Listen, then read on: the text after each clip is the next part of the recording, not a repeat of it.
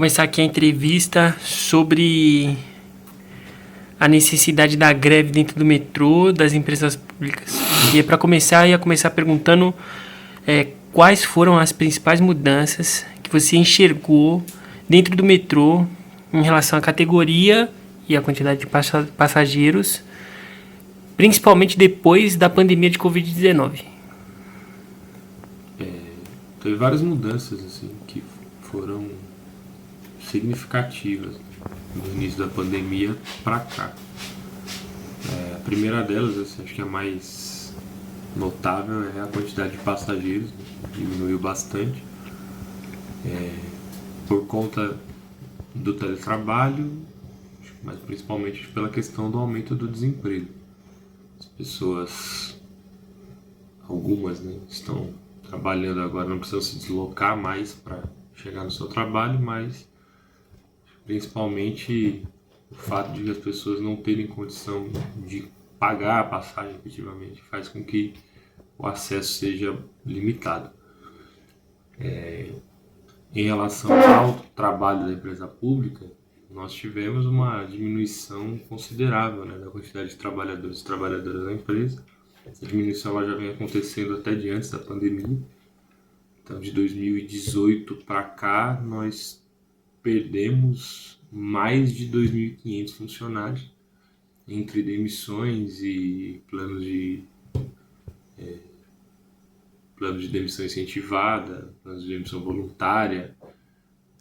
Os companheiros que nós perdemos também por conta da Covid, tudo isso fez com que a quantidade de pessoas que trabalham no metrô seja muito menor e que tenha se aumentado também o trabalho terceirizado na empresa. Depois da pandemia, houve mais investimento, menos investimento? E se o serviço piorou ou melhorou? Dá para se dizer que, na verdade, se reduziu assim, o investimento na empresa pública, principalmente porque o financiamento da empresa pública se dá a partir do regime de câmara de compensação. Todo o valor de arrecadação tarifária de todas as empresas de transporte público de São Paulo vão para uma mesma conta, e a prioridade de saque dessa conta é das empresas privadas. Primeiro havia 4, havia mobilidade com a linha 5, havia mobilidade com as linhas 8 e 9, e só depois retiram os valores de investimento o metrô e a CPTM. Com o aumento, né, da quantidade de linhas privatizadas, o valor que sobra para as empresas públicas é muito pequeno. Um valor que chegou aí a ser de um pouco mais, assim, pouco menos de 2 milhões de reais em um determinado mês do ano passado, representando acho que 1,3% do valor total do distribuído pela Câmara de Arrecadação de Compensação. E nós percebemos que isso afeta diretamente a qualidade do serviço prestado pelo metrô, né? Hoje nós temos setores de manutenção que não têm peça suficiente para repor em alguns equipamentos, uma falta de quadro operativo e administrativo cada vez maior. Hoje nós temos estações inteiras do metrô, né? Uma estação como a estação Tatuapé, por exemplo, que transporta 120 mil pessoas por dia, trabalhando com 4 funcionários num turno. Isso é muito pouco, isso afeta drasticamente a qualidade do serviço ofertado para a população, impacta na qualidade do trabalho metroviário também, porque as pessoas tendem a adoecer mais, né, quando trabalham em condições piores, tendem a ficar menos disponíveis ao trabalho e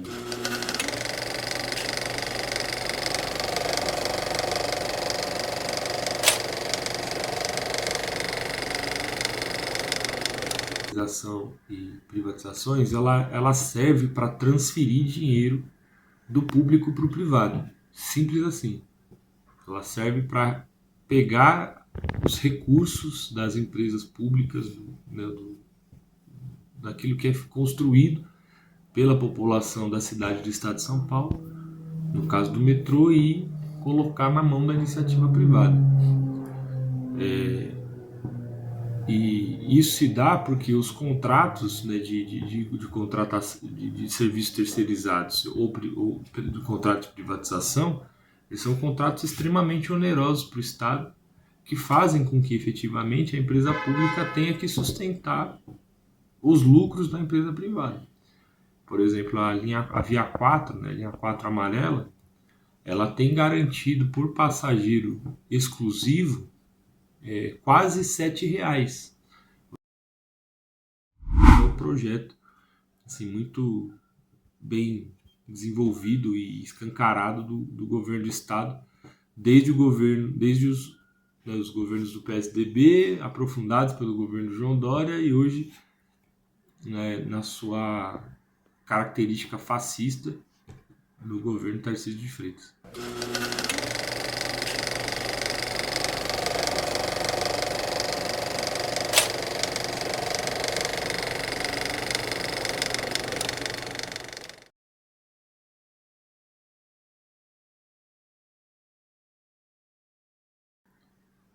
Em relação à necessidade da abertura do concurso público como único freio para a gente poder frear o que está acontecendo e a pauta disso contra as privatizações, o que você tem a dizer? Olha,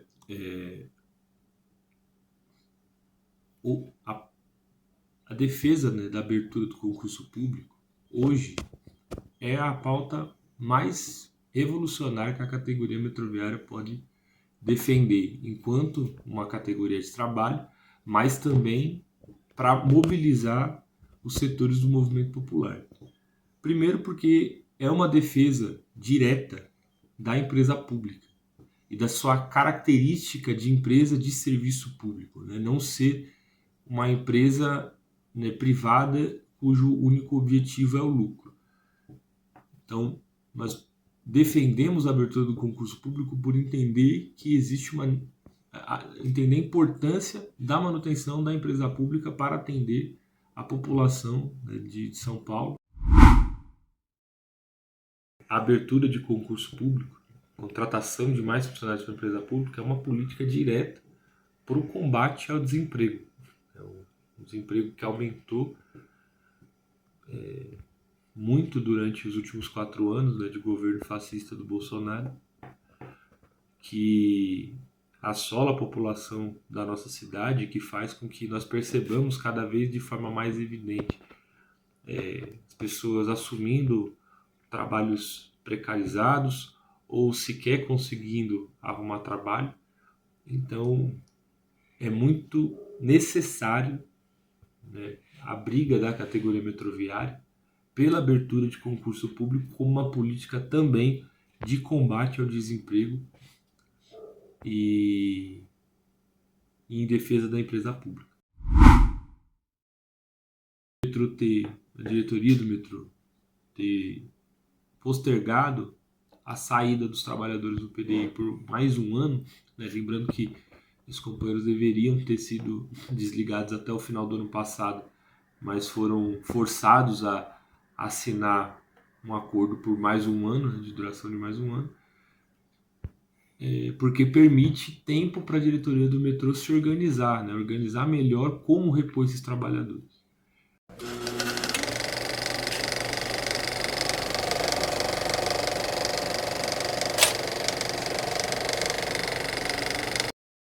Dia 14, a gente defendeu ir para a greve, enquanto Integração Metroviária, Movimento Luta de Classes e Central Única dos Trabalhadores.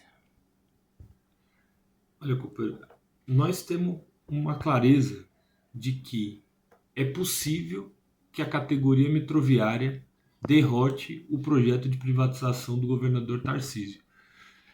Em uma campanha organizada em março, nesse último março, pelo pagamento de um abono salarial, nós fizemos uma greve poderosíssima e que teve a capacidade, mesmo sendo uma pauta, né, estritamente econômica, de colocar o governo e a direção do metrô contra a parede. apontar o governador como mentiroso, apontar o presidente do metrô e a sua gestão como despreparados. Então, a categoria metroviária tem uma potência na sua luta que pode e tem todas as condições de derrotar, dar fim à política de privatização. Contudo, essa mesma categoria, ela precisa ser dirigida a esse processo, principalmente pela diretoria do nosso sindicato. E o que aconteceu no dia 14 foi um recuo, foi se contentar com menos do que aquilo que nós nos propomos a brigar por. Né? Em julho, quando nós marcamos a data dessa greve, nós marcamos para barrar o processo de privatização do material rodante da linha 15 e para readmitir os companheiros, os 3 companheiros que foram demitidos pela ocorrência de colisão de trens na linha 15. Nós não conseguimos nem uma coisa nem outra. O máximo que nós conseguimos foi um adiamento do pregão de licitação, para o dia 17 de outubro. Às 9 horas. Às 9 horas. Portanto, e nós não conseguimos nenhuma garantia de que esses companheiros vão ser readmitidos. Portanto, não houve nenhum avanço, não houve nenhuma vitória, não houve nenhuma coisa a se comemorar, né, durante essa assembleia. E nós, né, da categoria metroviária, deveríamos ter organizado, né, ofensivamente para conseguir aquilo que nós queríamos. Porque, companheiros, isso precisa ficar muito claro. A diretoria do metrô não escolhe dia, não escolhe hora, não marca na agenda o dia que vai nos atacar e que vai propor nos retirar direitos. Quando a categoria metroviária se dispõe a se organizar e enfrentar a diretoria do metrô, enfrentar o governo do estado, isso não pode ser tratado com desdém, né, com pouca prioridade. Isso tem que ser a principal engrenagem da diretoria do sindicato. E por isso nós defendemos a greve. Nós defendemos a greve como o principal instrumento de luta da classe trabalhadora, não só da categoria metroviária, mas da classe trabalhadora na luta contra os patrões, pelos seus direitos e por melhores condições de trabalho, mas também como um instrumento de elevação da própria consciência. Né? Porque é na greve que nós temos o mais profundo senso de coletividade, né? De olhar para os nossos companheiros que estão, né, sofrendo com nós todo dia, né, a realidade do trabalho, e saber que nós estamos unidos num único objetivo, todo mundo unido pelo mesmo objetivo. Então, quando nós estamos em greve, nós somos muito poderosos, nós temos a capacidade de nos desenvolver tremendamente. E não fazer a greve é permitir, primeiro, que a nossa categoria se acue, né, se sinta desencorajada de construir novas mobilizações e permitir que a diretoria do metrô e o governo do estado se organizem mais, planejem de forma mais tranquila como vão nos atacar no próximo momento. Por fim, assim, para dizer assim, para mim é evidente que a categoria metroviária vai se mobilizar contra as privatizações. E nós, de Integração Metroviária, do Movimento Luta de Classe e da CUT, nos colocamos à disposição da categoria para organizar qualquer que seja a revolta, qualquer que seja a mobilização que a categoria venha a se propor a fazer. E dizer que, se a diretoria do sindicato não organizar a categoria para a luta, a categoria vai organizar a sua luta sem a direção do sindicato.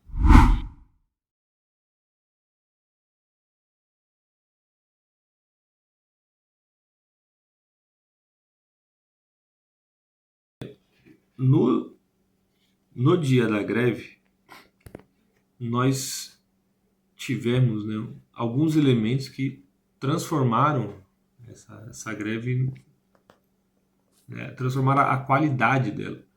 Primeiro que nós tivemos uma adesão muito grande em todos os setores da categoria, operativo e de manutenção. Nós tivemos também a adesão, né, já esperada do CCO massivamente, né, dos OTM4 do CCO e dos companheiros OTM3, companheiros e companheiras OTM3, né, supervisores de estação, que historicamente não eram organizados pela diretoria do sindicato e que do ano passado para cá, por diversas iniciativas, das quais nós participamos também, passaram a se organizar mais e se propuseram a também fazer a greve, fazendo com que estações não abrissem, com que trens não operassem e que a diretoria do metrô não esperava, não, uma greve dessa magnitude. E agora falando sobre o que nós conquistamos, né, é importante dizer o seguinte: o metrô, por conta da pandemia, nos deu um calote, né, nas nossas PRs respectivas de 2020, 2021 e 2022. Não nos pagou, né, os valores devidos de participação nos resultados, né, de uma categoria que trabalhou durante toda a pandemia com o seu máximo esforço, né? Não falhou nenhum dia em abrir uma estação, operou normalmente, transportou grande parte da população paulistana. Organizar e realizar a greve, que saiu a primeira e única proposta que o metrô apresentou, que foi do pagamento de R$2.000, né, pelas nossas participações de resultado desses 3 anos. Nós, da Integração Metroviária do Movimento de Classe, achamos, assim, com muita clareza, de que nós poderíamos ter lutado por mais. Nós fizemos uma greve poderosíssima, nós tínhamos uma grande adesão da categoria, e a categoria teve, assim, tinha claro sentimento de que nós estávamos numa ofensiva, né? O que aconteceu foi uma avaliação extremamente equivocada da diretoria do sindicato, que se contentou com pouco, que não acreditou na luta da categoria e que já estava pensando na organização da campanha salarial, desconsiderando que tinha uma luta na mão para travar e para travar até o final. Ou seja, não levou até as últimas consequências essa luta que estava, né, sobre a sua direção. E nós podemos dizer que isso também foi um reflexo, né, do porquê nós não tivemos força para brigar por mais durante a nossa campanha salarial, né? Esse recuo, né, essa covardia da direção do sindicato faz com que a categoria, novamente, como eu disse anteriormente, não perca a perspectiva de que a luta pode fazer com que alcance os seus objetivos maiores, né?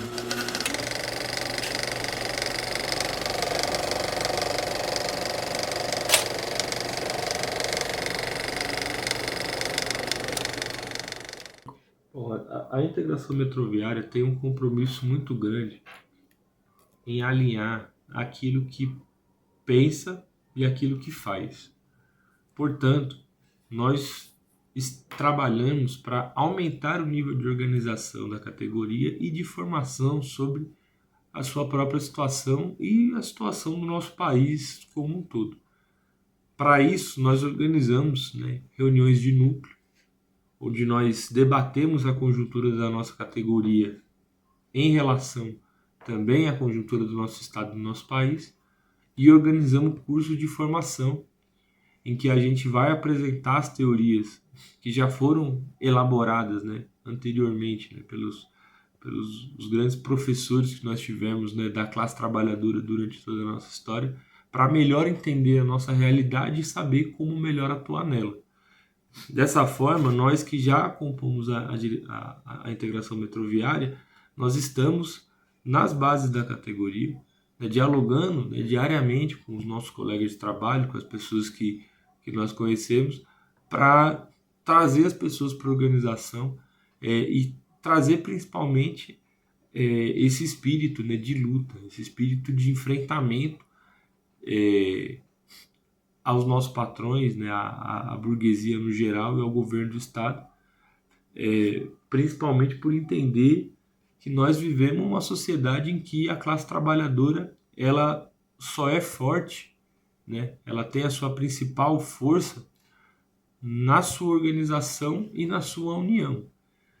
Portanto, né, a gente faz aí um grande processo de unidade, né, de todos os setores da categoria metroviária para lutar contra todas as privatizações, não escolher qual privatização é mais ou menos importante e colocar, assim, com o objetivo de colocar a categoria metroviária em movimento, né, para defender os seus empregos, para defender a empresa pública e para ampliar, na verdade, a empresa pública, porque é isso também que a população de São Paulo precisa, né? Precisa de mais metrô, de mais acesso ao transporte, de mais subsídio do Estado para que possa se diminuir o valor da tarifa e permitir que mais pessoas acessem o metrô e tenham direito, né, a se locomover por toda a nossa cidade e região metropolitana.